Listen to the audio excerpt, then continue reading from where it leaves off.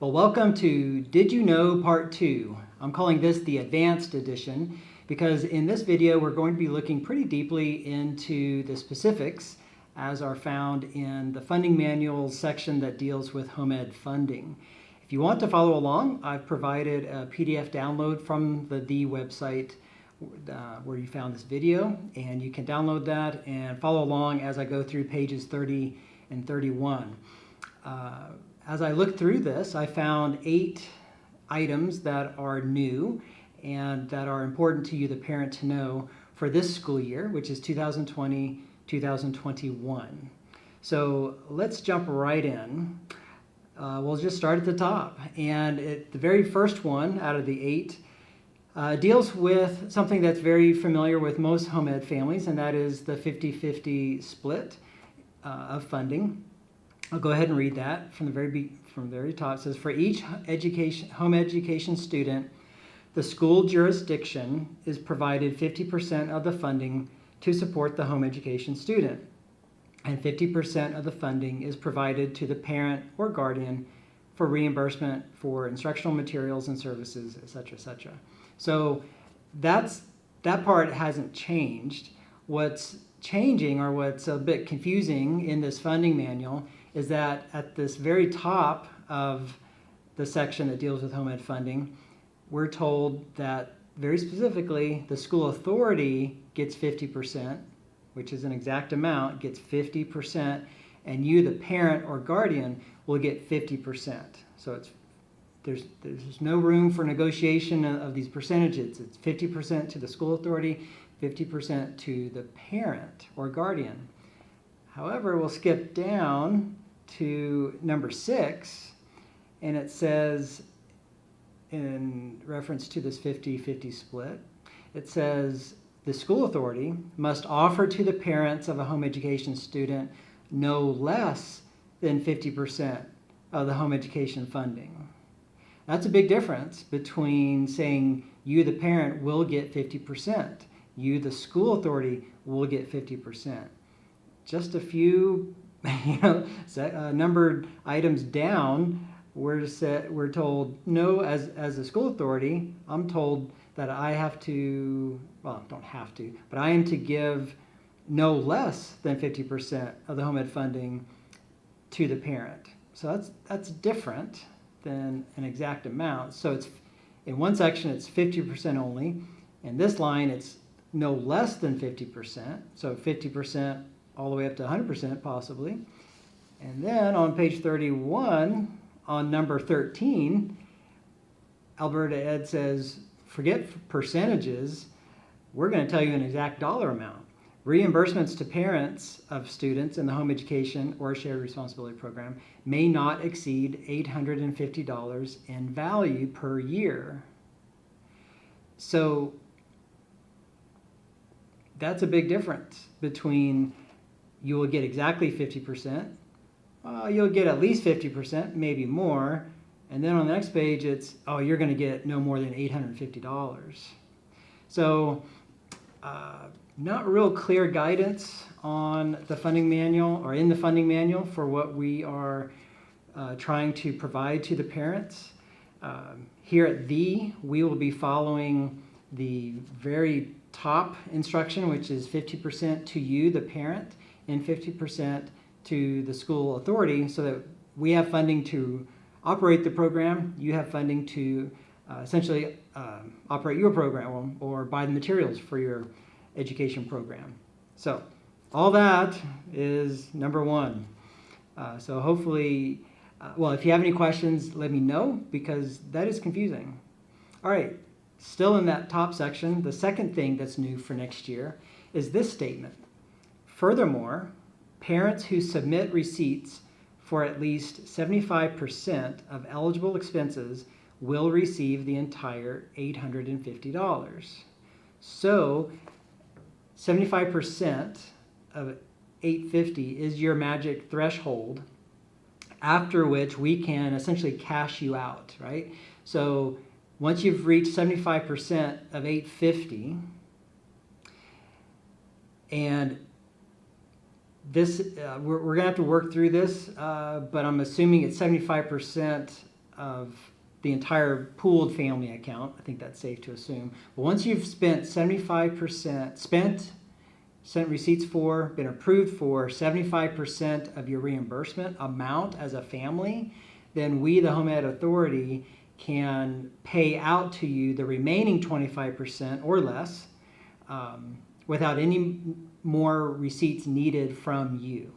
So let's say you sent in $650 worth of receipts for a student. And let's say you only have, let's make the math easy. One student, $850. You sent in receipts that were legit and eligible for reimbursement of $650. That's more than 75%. So we can actually send you a check for the full $850, even though your receipts only covered $650 of that. So that is new. That's actually a good thing because it reduces the burden, the paperwork burden on you and on us. So that's a good thing. We definitely want you to know about that. Number 3 is down on number 6 on the list, but my number 3 for something new that you need to know about is the issue of not less than 50%. So that's another statement. Just be aware of that because you may hear from other programs a different policy, and you might be wondering, well, why is their policy this and these policy is that and someone else's policy is something. It's all because this policy document is not consistent. So the number 3 thing that you do need to know about is on item number 6. The funding manual states that the school authority must offer to the parents of a home ed student no less than 50% of home education funding. That's different from what it said at the top of the paragraph. Number 4, the 4th item that's new and that you need to know about is that you, the parent or guardian, you have up to 2 years to access the parent portion of the home education funding. So this is new. Until now, the option to roll over money from year to year was left to the Home Ed Authority to decide.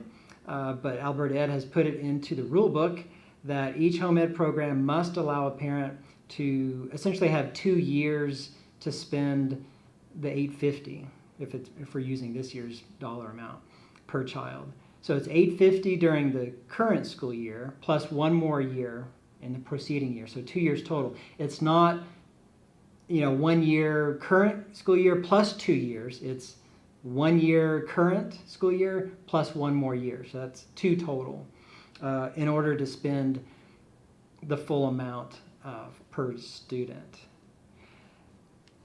Okay, so that's number 4. Number 5, in terms of new items for home ed funding, parents will be allowed to transfer some or all of the parental portion of the home education. Let me back up.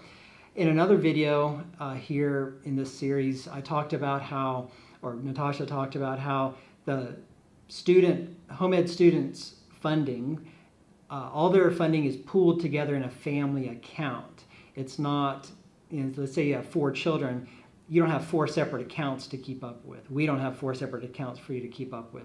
We put all the funding for your 4 home ed children into one family account. And Alberta Ed not only recognizes this, but they expect it and support it because they're even referring to the family pooled account when they say, let's see what the parental portion. So that's what they're talking about. The parental portion is that pooled family account of all the children's funding. So I'll start again. This is number 7 if you're looking at page 30, but it is the 5th new item for this school year that affects your funding. Parents will be allowed to transfer some or all of the parental portion of the home education funding to your school authority should the parent choose to do so. So that's one thing. So you have the choice of essentially signing over all or a portion of your home ed funding for all your children or 1 child, whatever amount, all or a portion thereof to the school authority. You can essentially gift it to the school, but the school can't use the money in their general account or for just anything. The money has to go into paying for education supports, and that's a quote, okay, for education supports that your school authority provides. Can't pay for a new roof or a new gymnasium or, subsidizing the day school program, anything like that. It has to be for education supports. I am assuming that the education supports are directly related to home ed. It doesn't say that. We're waiting for more instruction. At the time of this video, we were waiting for more instructions from Alberta Ed to define the term education support and to give examples of education supports. Again, assuming it has to be limited to home ed, but stay tuned for more on that. But this is new, that you can assign all or some of your home ed funding to your school authority to be used for a specific purpose, which they call an education support. So that's number 5. Number 6, which is new, is related to that, in that if you do want to transfer all or a portion of your home ed funding to your school authority, you have to sign what Alberta Ed is calling a parent declaration form to facilitate this transfer. So the school can't just take your money, essentially, and say, oh yeah, the parent wants us to use this money for these education supports. You, the parent or guardian, have to sign this letter that Alberta Ed will provide. You sign the transfer letter, a declaration letter to authorize the school to transfer your home ed funding to a certain account for education supports. So you can do it, but you have to sign off on a declaration form. So that's number 6. Number 7, the 7th item that's new, and if you're following along on page 30, we're at number 8, says if parents decline or do not claim the parent portion of home education funding, then Alberta Ed will recover, or we say claw back, the unclaimed or declined portion the year following the previous 2-year period. So remember, you have an extra year now of rolled over one extra year to spend your money, because you can roll it over from one year to the next. You can do that once. So if you don't spend your money in this year, it gets rolled over to next year, or it can. And if you don't spend it by the end of next school year, so 2 years from the start of the first school year, 2 years later you haven't spent it, Alberta Ed will claw it back or recover it. So this brings up an opportunity to summarize some things that are new, and that those things deal with your funding at the end of a school year. So in a scenario where you have funding left over, you can choose to roll it over into the next school year. You can roll it over once. You can choose to transfer it or gift it to your school authority for the specific purpose of paying for education supports that the school provides. Or you can roll it over with no intention of using it, and a year later it gets clawed back. So my personal opinion, these are a lot of regulations for $800, but that's my personal opinion on that. All right, the 8th item is on page 31, and here we find an exact dollar amount that Alberta Ed is telling the school authority to give to you, the parent. Again, on page 30, it starts off as you're going to get 50%, the school authority is going to get 50%. Then later on it says, well, at least 50%, you could get more. Well, now, the 8th item that's new is an exact dollar amount. It says, Alberta Ed says, reimbursements to parents of students in a home ed or shared responsibility program may not exceed $850 in value per year and are subject to the same reimbursement interpretations as da-da-da-da. So, yeah, this is the first time Alberta Ed ever said a dollar amount is the limit. So, let me give you some history on that. I think the bottom line here for Elk Island Catholic, our school board, is that the school authority will get 50% and you, the home ed parent, will get 50%.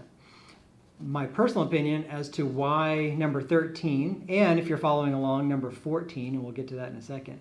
But these last two items are in here, in my opinion, because of the abuses that have gone on within the home ed and even online learning programming here in Alberta. That's a whole nother discussion, but it's true. There's been a lot of dishonest activity out there, and because of all that dishonesty, Alberta Ed has written these two new rules, number 13 and number 14, to specifically combat the dishonesty and deceit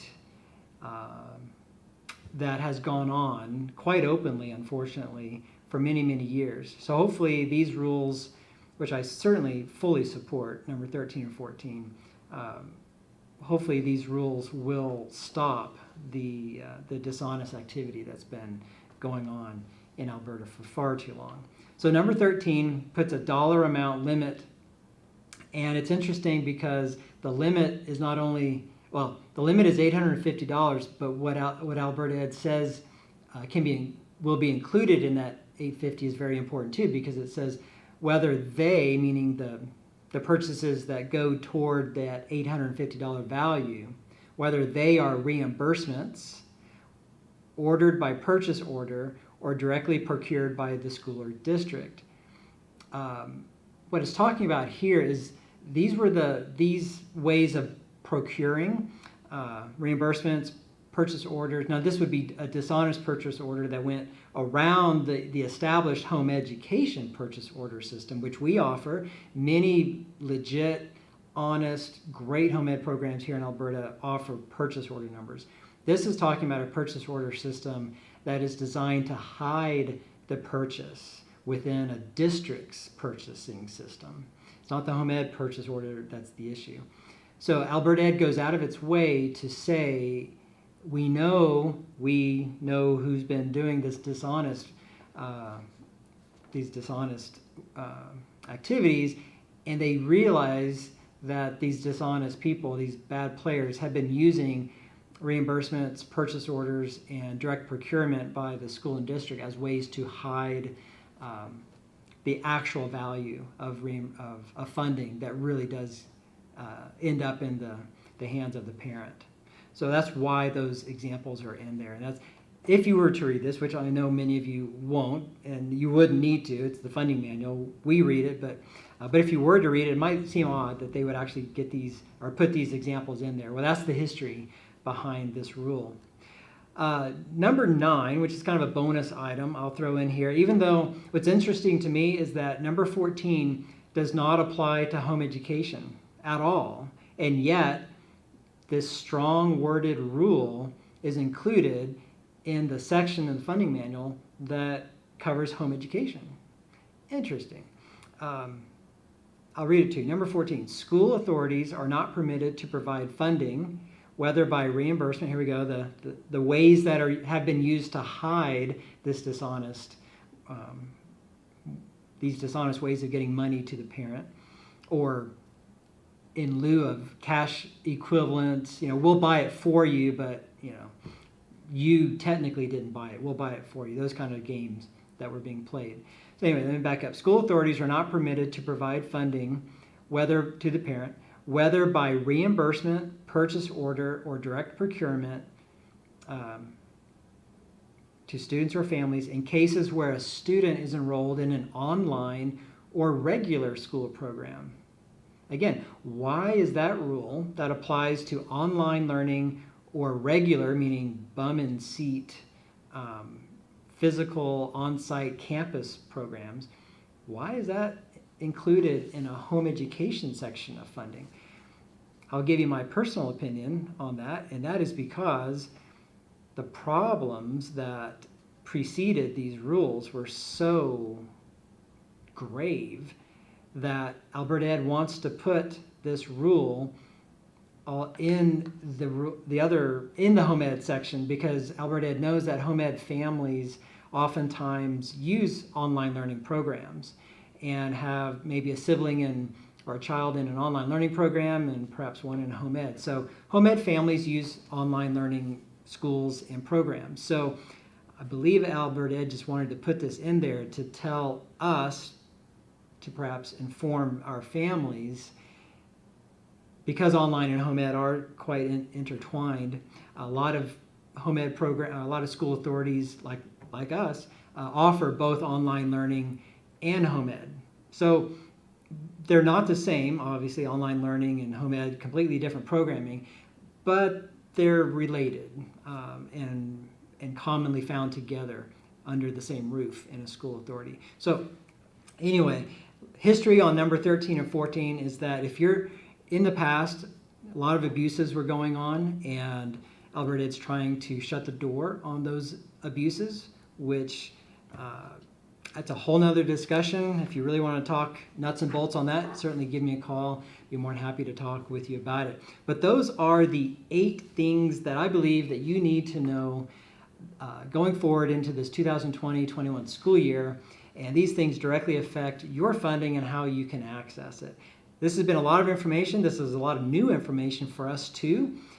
We'll be working out the boots on the ground type approach and policies on some of these things as to know exactly how these will work out. But I wanted to let you know that all of this is new for this school year. And if you have any questions about it, please let me know. Natasha will be able to help you out as well. And I'll put any new information that supports and gives more information about these new topics through our website and through newsletters. So thanks for watching. I know this has been more detailed, deep dive into the information. So thanks for hanging in there with me and watching the video.